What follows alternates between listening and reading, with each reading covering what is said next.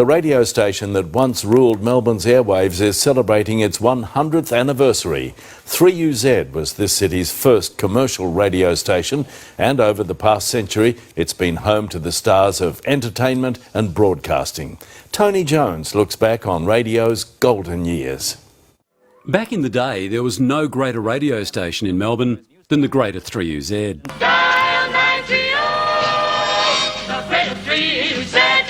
Today, the station is known as RSN. It's predominantly a racing station, but the 3UZ legacy is never too far away. Among the guests at this 100th birthday bash, Patty Newton. In the 80s, Patty shared the mic with husband Bert. I remember when I was working with Bert, I was pregnant with Matthew and Lauren.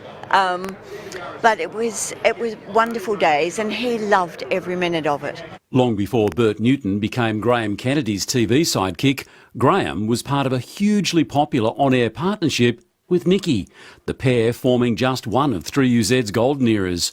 John Vertigan also enjoyed those golden days, having started there in 1963. I couldn't believe it. I thought, how did I get this position? You know? Vertigan was the voice of racing. And what a voice. Race 4, number 5, Mr Boone, is out at 102 on Bet's advice. So a late scratching there at Ipswich. Race 4, number 5, Mr Boone out at 102. I love being a radio announcer.